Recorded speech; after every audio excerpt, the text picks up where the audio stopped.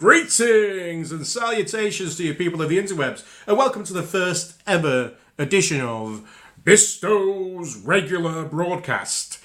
What's Bisto's Regular Broadcast, I hear? 5 or 6 of you shout in unison. Well, what I want to do is just have something that's a bit more interactive with you guys, my fantastic viewers, and, have a bit of an opportunity for us to just to chat shit with you, really. Do something a bit more, discussions and stuff like that. So if you have any topics of discussions, this is how I imagine it goes. For this one, if you've got any things you'd like me to discuss, or a question, or if you just want to shout out on the next one, leave a comment in the description, the doobly-doobly-doo below on the YouTube channel, and we'll get to it. So, I'm not just a man of Transformers. I do like many other things. So, films, TV series, anything like that. You just like to show, get my opinion on. If I've seen it, we can go from there, can't we, and see what happens. But for now, for this one, let's talk about that Bumblebee trailer, shall we? So, going into it, I have been a naysayer of the Bay films for a while. But every time there's new trailers out for them, a little part of me has always got excited that this time it could be right, this time it could be perfect. And it's always been, false. It's always been just false hope. And I was determined to no more, fall into that trap no more. But then it got announced that Michael Bay was no longer, or was not directing this particular Transformer film. It was a guy by Travis Knight, called Travis Knight. He's the hero we need. And so I went out of the way to watch Kubo and the Two Strings, and that is a beautiful film. An absolutely beautiful film. It's about storytelling. It's about heart. And that are the two major things that have been missing in the majority of the Transformer films. So I have been quite under the radar hopeful about this Bumblebee film. So the trailer comes out. And some of the first bits we get in the trailer are the Bobby Bolivia quotes from the first Transformer film. Driver don't pick the car picks the driver. Magical bond between man and machine. And many of you may know that is my favourite scene in pretty much any Transformer film. That Bernie Mac, bless him, cut down in his prime, really. That guy was really heading towards the peak of his career when he died. Absolutely amazing performance. Just in that one scene in Transformers that just captures so much about kind of what Transformers is about. And so that is my favourite scene in the Transformer movies. So for them to call that back, it instantly ingratiates this project with me. And then we get new girl, don't know her name. She gets a Bumblebee car. She gets the Volkswagen Beetle, and his junk falls out on the floor. She goes under. She sees the visible head syndrome. Perfect. It transforms around her. And Bumblebee is back to being sweet boy. He's back to being the sweet boy Bumblebee. And the design, it's this perfect kind of meld between this design, like the movieverse designs, and the more the Transformers evergreen type stuff that they're trying to promote at the moment, which is this kind of trying to unify what characters and sort of template what characters look like throughout the different iterations of Transformers and try and unify them more. So it looks very much kind of evergreen idea of Bumblebee, which is cherry picking.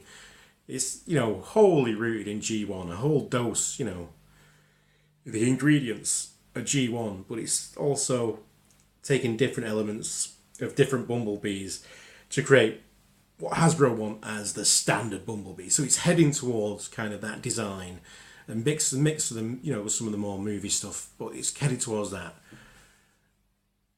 And he's adorable. He's absolutely adorable. And we also see Starscream briefly. Sometimes, first watch you might just miss him while you're trying to not see John Cena. But Starscream again, more of this time of evergreen design, and just there's one explosion. There's only one explosion in that entire trailer. How awesome is that? It's all about characters and feelings and vulnerability and heart and pathos. The Transformers don't look like bags of knives. They're round and real, and the CG was just so good. It just looked amazing, and they took their time with it. It wasn't just blurry stuff like we can just going to move past the camera. Whoa, shaky cam, so you don't really see what's going on. It actually gives it time to move and be metal and be real. So you could say I'm quite excited. I'm on board. I am up for this.